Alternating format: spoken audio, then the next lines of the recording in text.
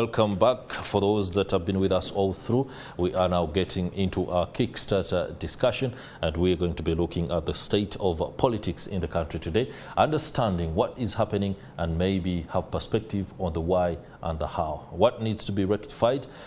Are things happening the way they ought to happen? And if at all decisions are being made in the manner they are made, should we understand the leaders and their mandate to do exactly that? There's a lot that we shall be chewing on, and on site, joined by the eminent Executive Director at ACORD, Dr. Arthur Bainomugisha. Many thanks for making time.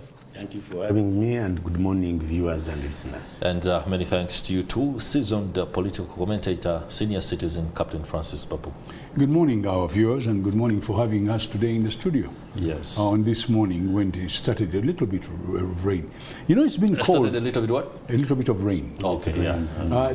People have been not looking, but sometime back the meteorology did tell us something, that the sun had moved up and this month would be extremely cold. And in some countries, like Kenya and Tanzania, it's really cold. Really, really cold. And that's why people are getting a lot of flus and coughs, and it's the changing of weather. Today it is hot, tomorrow it's cold, and so on and so forth. Okay. Allow me just begin with that. And since we are discussing the state of politics in the country, the politics does pretty much define everything else in terms of how we roll out the economics, our social standings. There is a tendency, for example, for the National Meteorological Center or the weatherman not to be very elaborate and clear with in as far as patterns of weather are concerned. I don't know whether this is down to the fact that we don't have the capacity to be effectively putting our fingers on how the weather will be turning out, because I would expect, for example, despite the assessments and the updates that come either monthly, we should be able to understand exactly what is happening on a weekly basis so that we can figure out, if I have a flu, this is the cause of it. Am I unfair when I blame the weatherman for inability to effectively update us on some of these things? And these updates also go to the Ministry of Health. Oh no, our meteorological department is very well equipped. And very well equipped. They produce fantastic information, but it's the communication between them and the people through media. Through media. Now, media, you can see, if you look at the newspapers, they show you the temperatures. People are not interested. But if you really got interested and you give them time, they have some fantastic reporting. Now, people who are flying would know this, because at the airport every day when they go to an aeroplane, they've got all the weather ready. They can give you weather from here to Nairobi. They can even tell you what the Nairobi weather will be by the time you land. They can even tell you what the weather will be in London by the time you land 8 hours later. That's right. And what sort of weather you have at the heights where you're flying. You have some very, very interesting picture now. And now it's much more electronic than what it was. In the olden days, they were manual. They did manual plotting and all that. Now, the computer gives you everything. Just about everything. Yes. And they are connected to all other meteorological departments in East Africa and eventually internationally. They are very highly trained people. Okay. But people have never given them enough time to communicate. Not enough time to communicate. I hope we can reach a memorandum of understanding with the weatherman to have periodic updates come through so that the people can be able to really follow some of these trends. Dr. Bainomugisha, would you, for example, say the Ministry of Health is also having a communication problem when it comes to updating Ugandans on why there is rampant flu or any other discomforts with regard to public health? The state of politics. Now, I think that is our topic. Now, Minister of Health, I think, you know, by all intents and purposes, our Minister of Health has handled emergencies very well. Than actually perhaps even other countries. That's right. But of course there are challenges, because actually ACORD works with MSH to roll out, to promote health, especially essential medicines, provision of essential medicines in this country. So I also understand that, of course, during COVID, you saw how they performed. Their response now to their response to Ebola, Marburg, has been superb. So our emergency response is good. But I want to agree with my senior here that the weatherman, our meteorology department has far improved, and now where they need actually to improve is their communication strategy, but also liaising with the media so that the media can give citizens information in real time. Now, Ministry of Health, they have communicated, but I think there is a lot that should be done. I don't want to give them 100% rating, but Health has tried. But when it comes to emergencies, but I think there is a lot to be done in this country. We still have problem of coordination. Even at MDA level, ministries, departments, and agencies, or government, we need to run the government as one. Sometimes government, ministries, departments, and agencies run without coordinating because we are a system. Government should be one system so that actually we run as one, but lack of coordination, sometimes rivalry, competition for resources affect their capacity to deliver services to the citizens. So the recommendation, run government as well. Okay, let's stay within matters governance, and we begin this discussion with a look at Parliament's oversight role. Of course, right now Parliament finds itself in a spot of bother. It is in the news for not the very convenient reasons. Right now what we do have is a regional plenary that has been convened in Gulu city, and this will continue across other cities in Uganda as part of the latest innovation as communicated by Parliament to ensure that the Legislative House comes closer to the people. Before we get to look at how it has performed its particular role, what do you make of the development that plenary is going to be held across the country at regional basis? What is the net value of such an arrangement? No, I think that's why, for example, decentralization was introduced in this country. Decentralization was intended to bring services closer to the people, to bring government closer to people, but also to involve government, rather the citizens, in the decision making about matters that concerned them. So the ethos of decentralization was spot on. I think what this country, another level that we needed to do, and decentralization has done well, but of course it suffers. So sometimes it suffers reversals, stagnation, like that. But I think it's the best thing to do.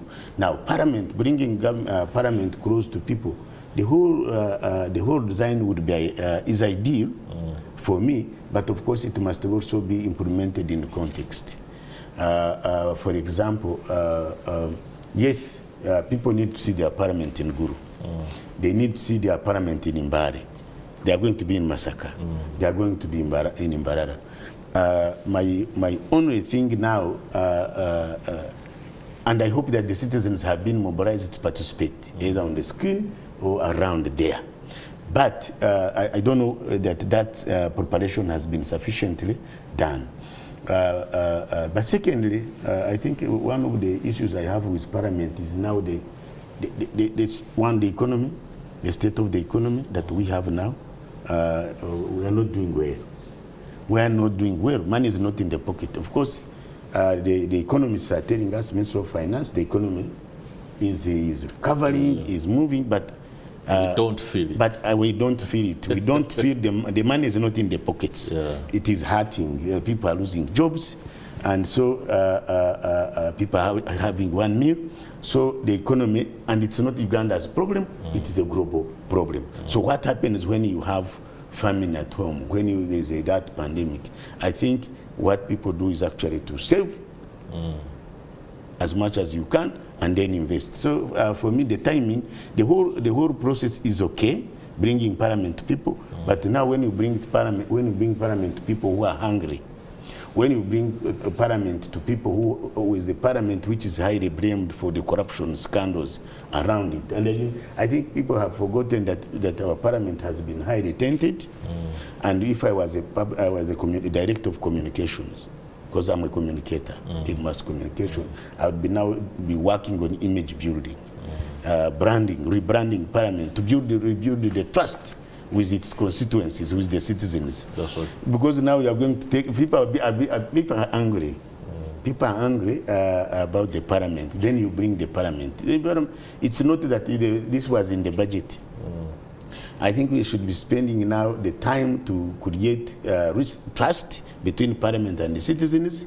That's what should be preoccupation, but actually not to bring. I think the timing is not good, is not correct, but the practice is correct. The practice is correct. The timing is wrong because and then you are spending money. Is it 5 billion? 5 billion per city. 5 billion per city. And there are 4 sittings across the country. And there are 4 sittings. So you are talking about 20 billion, which could also, and again we talk about, you remember that the president returned. He refused to sign the bill, the budget. And it came back until there was relocation to his satisfaction because they had discovered that Parliament allocated itself. There had been some gerrymandering of the budget. That's right. And so, and I think now the argument of the Parliament is that this money was budgeted for. If you did wrong budgeting, you can rebudget. I think there is a need for reallocation, especially in crucial areas. You have Chitezi. You have Chitezi that we have been talking about. You have the roads. And you actually have rains coming, which could even worsen the situation. So I like even to have disasters. You have disasters in Bududa. So for me, I think that we do not have to say that this is legal, because you see something can be legal but unjust. Okay. You get the point? Okay. So you don't just spend because it was budgeted. Because you have the leeway to do that. Gentlemen, I'm afraid we're going to have to go for a break, one that should have come in a little bit earlier than now. When I return, I'll be asking the question to Captain Francis Babu. Is Parliament tone deaf? Of course, the timing of this, but also its ability to decide where it takes its funds and finances, how the money is used. Should we be looking a little bit more closely into that, or we should let Parliament spend as it wishes? After all, the law allows for that. When we return, that will be the question that Captain Francis Babu will help answer.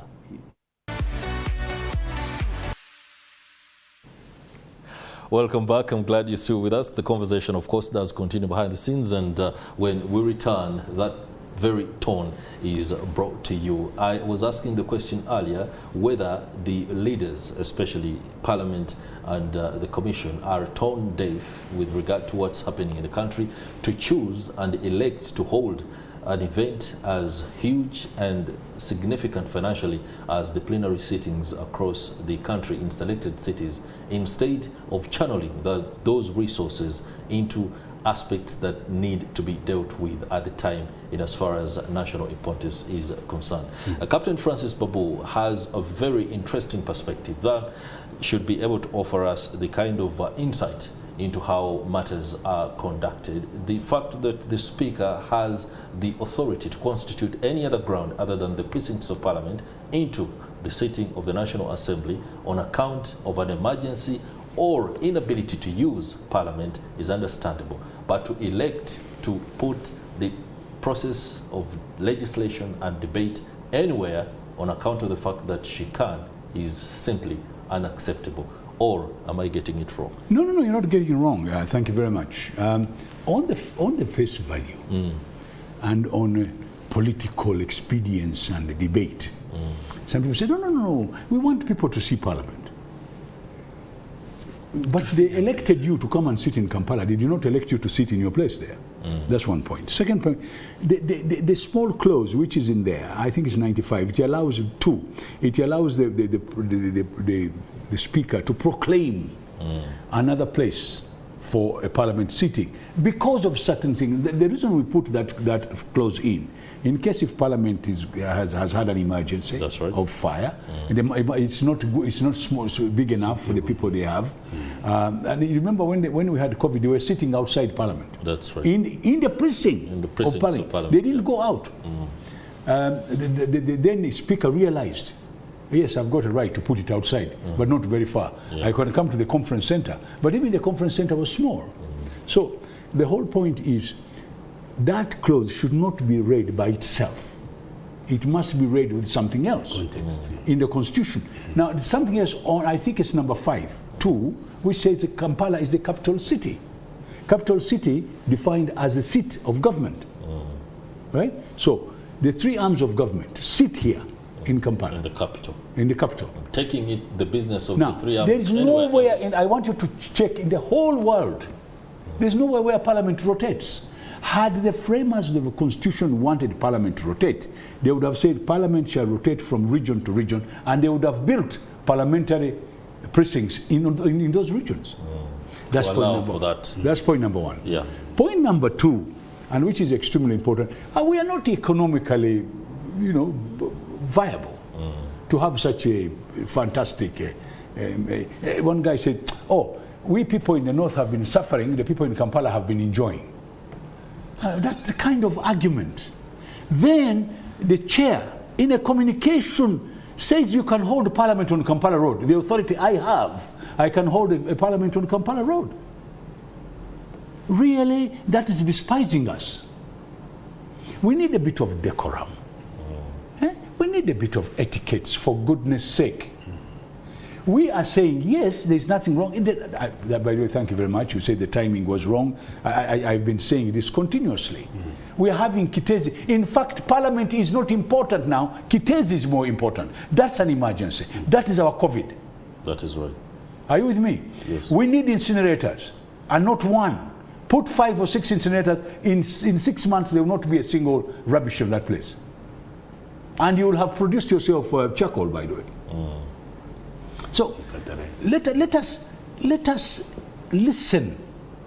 And when the power goes on the head, and you start talking with that kind of authority, arrogance, it's unacceptable. And then you sit in private, shut up, you shut up, don't talk. Now this morning he says he's going to punish anybody who did not agree. I don't have to agree with what is said by Parliament. And by the way, the Speaker is not supposed to take part in the debate. In the rules of law, she's supposed to be there and listen to both sides. That is right. Now, if this is what they are going to do, that is political behavior. And in political science, it's a complete study. We have a problem with our behavior, and the political class in this country is abusing the authority that they've been given. I am not saying it's not a good suggestion. Anything is good for you. Everything has got 2 sides whenever you debate. That's just right. But listen to all sides. Let me tell you, this Gulu is going to cause, is created a bigger problem for Parliament than what they had. I had the members from that say, oh, they must come to our place, because they are waiting for 2026, they are looking for votes. So they would say, look, I even brought Parliament here. That is not the way to run a country. Okay. And it's not even the money. Forget about the money. Yeah. Let's assume the money was available. That going to Gulu is totally unacceptable in this modern age, and Uganda is not doing experiments. We are not guinea pigs. Yeah, it's now an experiment, because there's nowhere in the world where Parliament moves around. Give me one. The one of South Africa, which was because... I was just about to say South Africa. No, South Africa had a problem. The Cape was British, English. Okay. Pretoria was Afrikaan, the Dutch. They had to find a meeting place. So they agreed to have the Union of South Africa. They would have Parliament in Cape Town, and they would have executive in Pretoria, and committees would come to Pretoria to carry out certain functions. Great. So, earlier, I had spoken about the fact that... And when Mandela took it, he said, leave it as it is. Leave it as it is. Let's live with our history. Because it was attending to a reality of the population. Of the population. That's right. And not only that, to accept the other people. But now you have seen, in South Africa, the vice president, one of the vice presidents now, is a white man, which I think is a fantastic thing. That's what Mandela was professing, that everybody in the country should be included in the political class. Okay. Now, the political class here has got a way they speak of despise. Enough is enough. They should not despise us. All right, that's very interesting there. Dr. Baino Mugisha, Yes, hearing Captain Francis Babu speak about the fact that there is no leverage for regional sittings to happen, if we are experimenting in the process of developing a country's political trajectory, aren't we allowed to experiment certain things and see whether they work or not? If it doesn't work, then we can decide that we should not repeat anything anywhere near regional meetings, because we would have understood that the audit tells us too expensive, it's not feasible economically. It will also tell us that it's not effective in ensuring that the issues of a particular community or region are actually attended to, because I was saying earlier that if we are to see what will happen, should we have a timeline, like for example, after 6 months, shall the issues of Gulu and the community nearby, the hinterland, be addressed within 6 months because there was a sitting there? If that is not done, then the whole thing would be as useless as other people have reasoned. So, but does this open the debate maybe for the need to have regional parliaments, not sittings, but regional parliaments?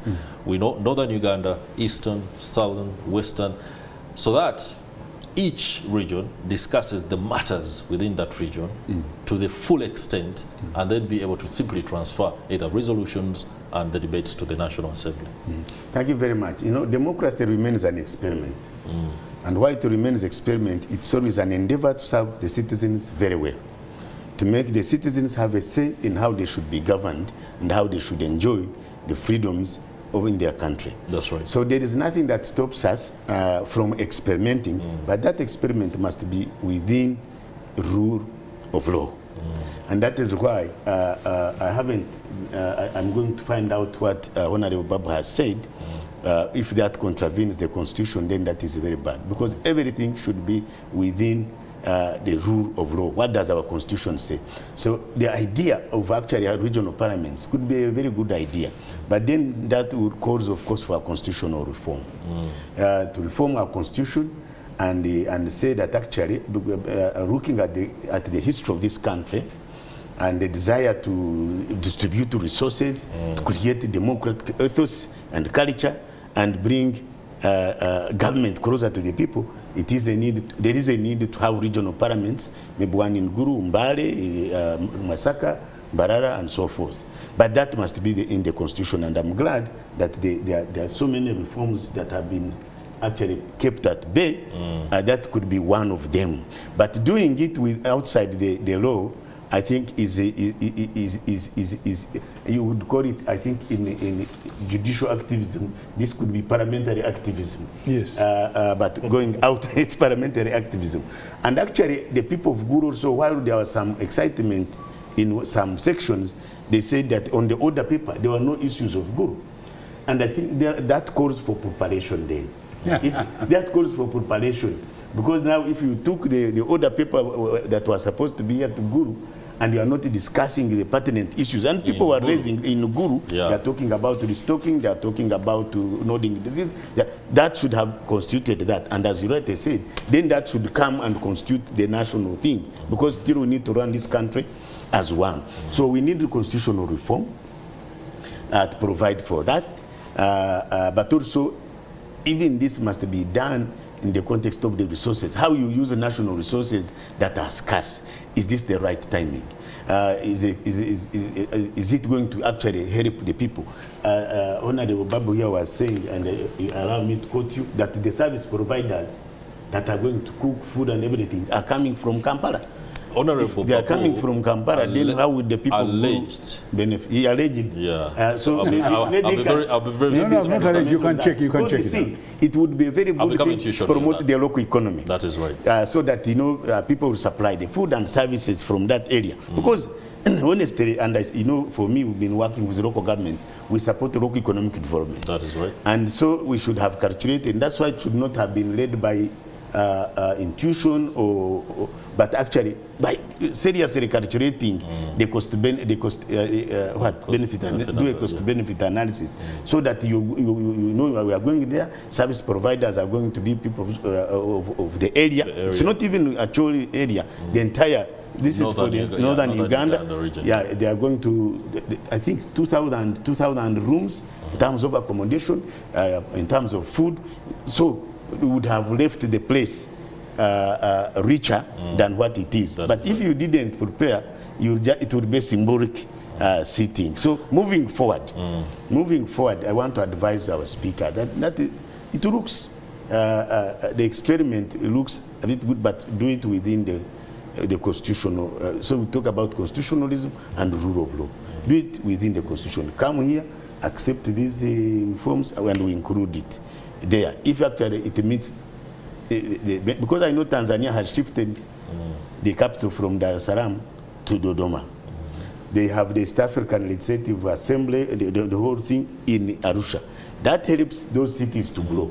But it should be discussed. Interestingly, Tanzania is establishing a new city to exclusively cater for the administrative arm of government. There's a new city that has been built, yes, and I think in 6 months' time it will be unveiled. We are seeing the same developments in Egypt under General Sisi, where cities are being built within the spaces of 2 years.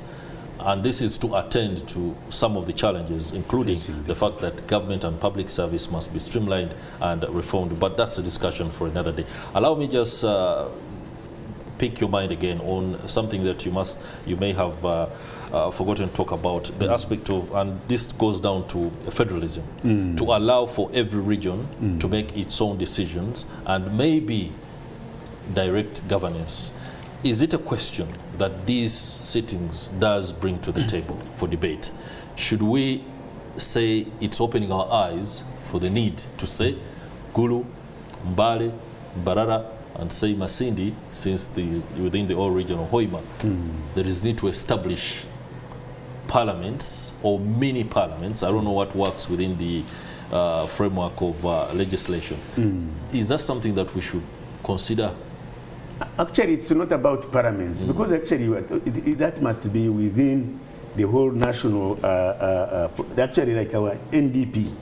There's National Planning Authority, because working as government, we need to plan for this country. And planning for this country, we are trying actually to promote development across the country.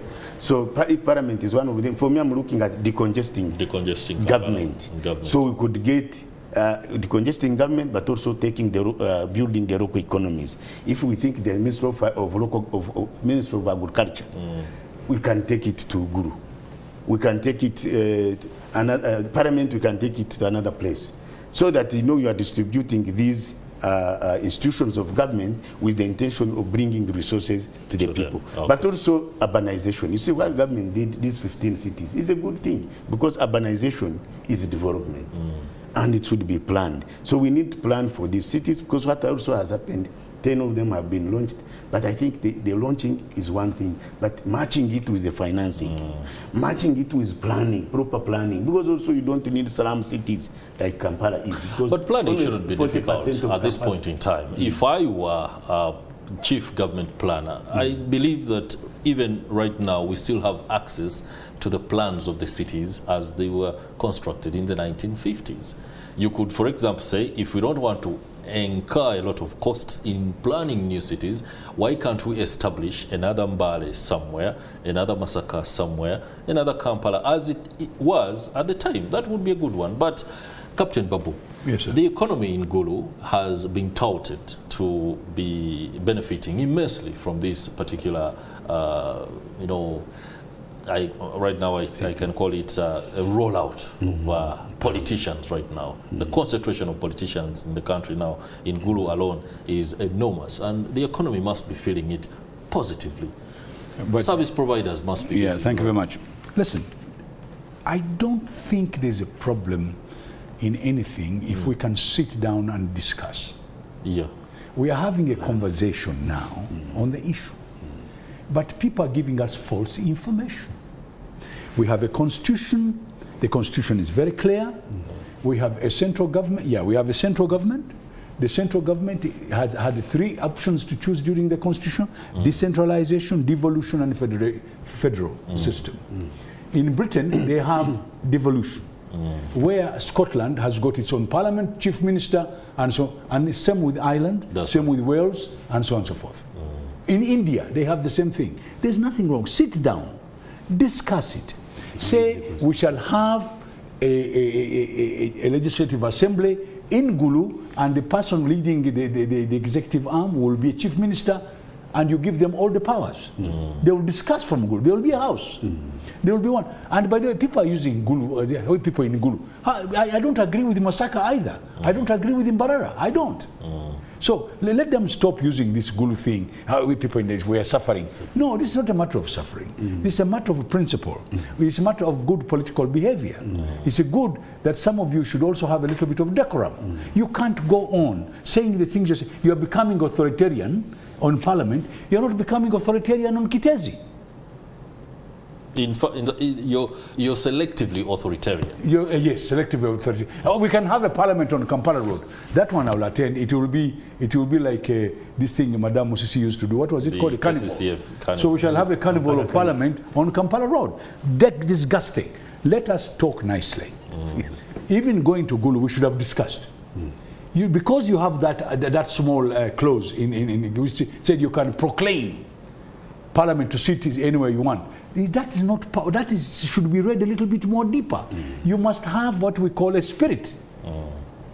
Tell me, if you want to discuss everything about Northern Province, Northern region, and you are in Parliament here, and then you put this thing on electronic, won't they see it? They will.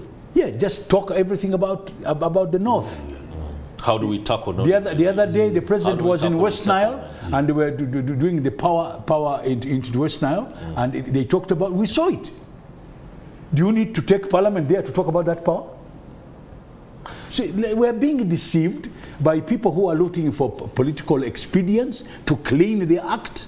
The problem is you have completely soiled yourself as Parliament, and time has come for you to come back here and clean yourself and stop intimidating us that you are going to use authoritarian methods to intimidate the citizens. The citizen controlled that part. By the way, technically, if we didn't have a constitution, all Ugandans are members of Parliament. But because we can't fit there, we choose people. We choose people to be able to represent us. That's right. Okay. Let's go for a break. When we return, we shall transition and look at whether Parliament should be reined in on account of how it manages its own finances. The law right now allows Parliament to be self-sustaining. It spends how it sees. That is how, in terms of what the Speaker chooses to spend the money on. I think that should be up for reform on its own. After the break, we shall talk about that. Welcome back. I wish some of the debates could be given the time so that what is spoken it can also be heard, but we need to also share what we've been talking off air, and that is down to the fact that Parliament needs to be reined in when it comes to how and on what it spends money on. We all know that the law right now allows Parliament to allocate money and also spend as the system sees fit. But the fairness of it, the need for the Speaker, the Deputy Speaker, the Commissioners and all members of Parliament not to be tone deaf, especially when the average Ugandan is grappling to put food on the table, is what many citizens are saying, that they should show some bit of empathy when it comes to how the money is used. Let me come to Captain Francis Babu.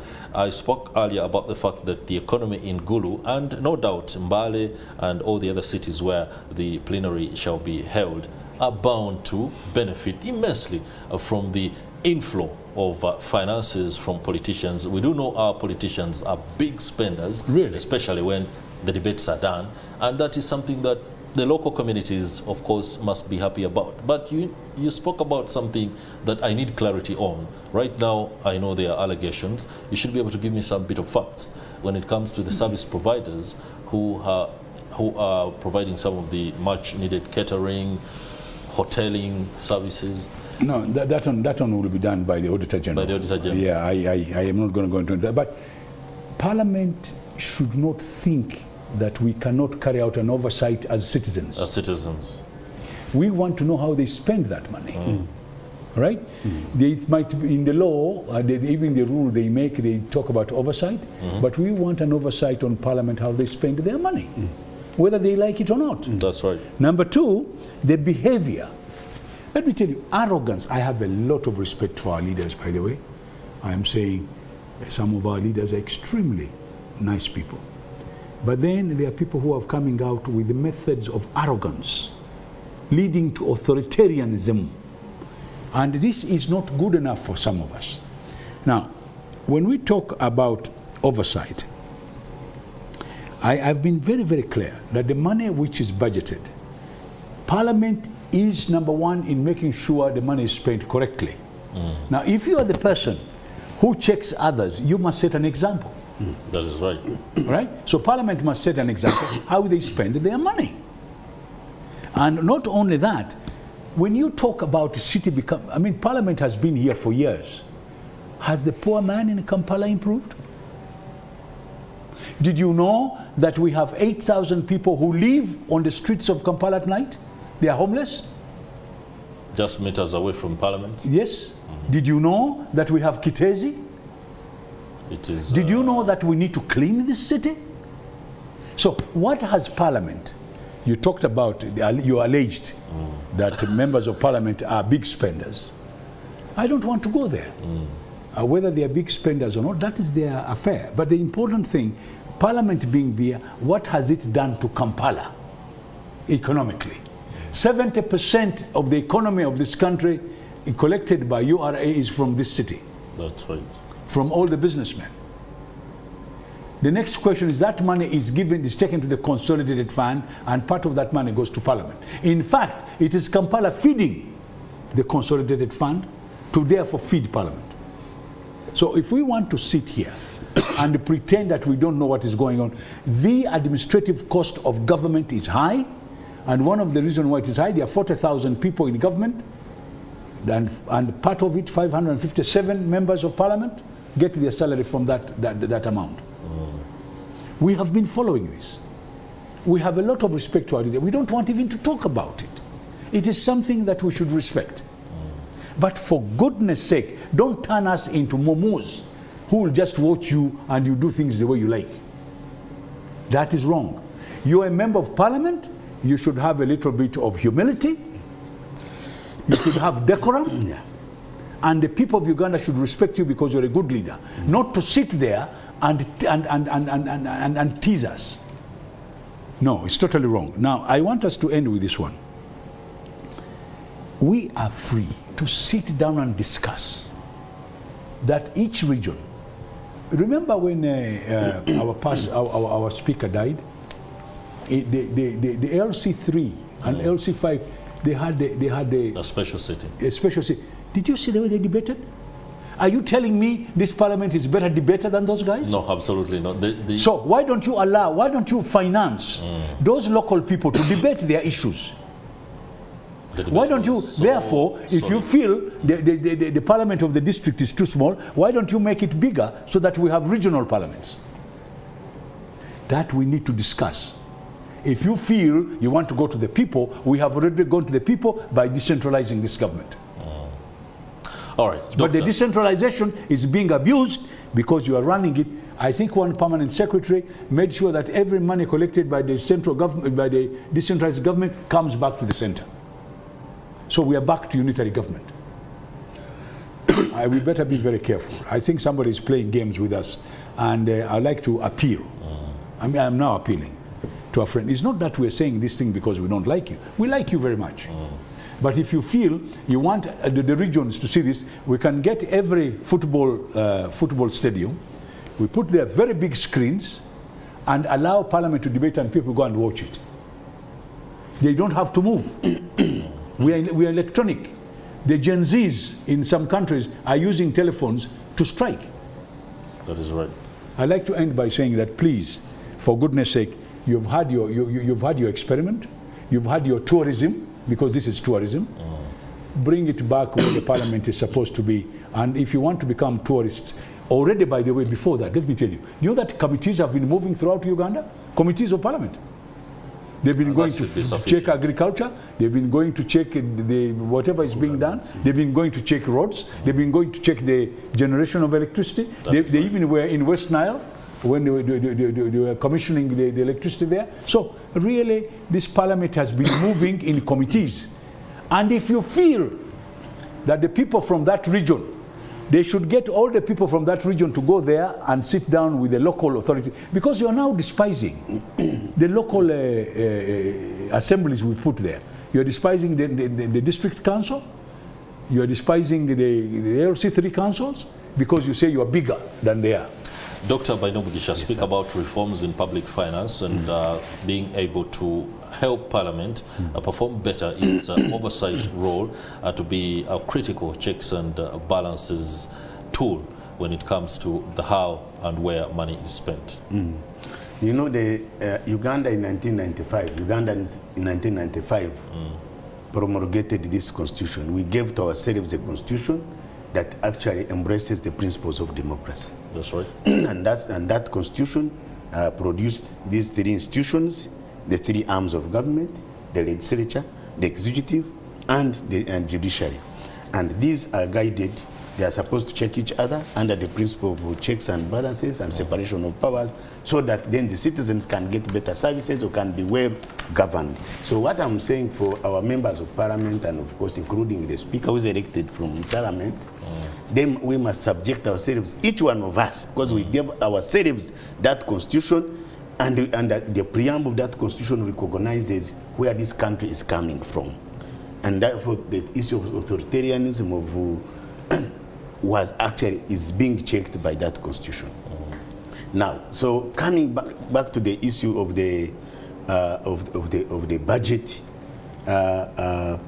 Uganda is an emerging country, is a developing country. We have less resources, and the parliament has been given that role of oversight to check the executive, to check the judiciary. And but you see, lately we've now come to understand that actually Parliament interferes with the budgeting process. That is now clear by allocating itself, actually doing two things.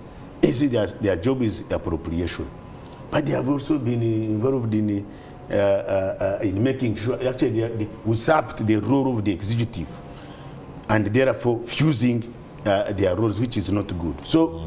Now, moving forward, Parliament must actually understand its roles and stick to that. Your role is to provide oversight, is to look at that budget and make sure that the allocation is equitable, is serving all the Ugandans. So you cannot allocate yourself money and then use it the way you want, because actually it's illegal. Once it has actually been, the budget has been read and passed, and then when you spend it is legal. But when you are spending on wrong things, when you actually manipulated the whole budget. But secondly, we have to remain committed to democracy. Democracies make steps, sometimes they reverse, sometimes they stagnate. There's some bit of stagnation, but democracy is on the move in this country. So, but we want now we are focusing so much on our parliament, not because we hate it, but we want to move forward. Parliament must subject itself to the principles of democracy, but accountability, transparency, participation, but they must also respect the citizens, where power comes from, because power belongs to the people. That money, Parliament must accept actually and actually I think the executive has been very, very lenient. They didn't want to move. The executive, I think, restrained itself to move, to tamper with the powers of the Parliament. But I think the executive needs to move in. It needs to. They need and curb and stop degeneration. Okay, thank you very much, Dr. Arthur Bainomugisha, Executive Director at ACORD, for that submission. Many thanks to you too. Thank you so much. But statements which are being made should tone down. Should tone down. There's no need to intimidate anybody. That's right. And by the way, we will not accept to be intimidated. Like you told our interns, that if they cannot afford to do medicine, they should go and rear cows and goats and pigs. But that's all right. But I think that is toned down. There's no need for all this. All right, let's tone down the debate here and go to our man on the ground, Stephen Mbide.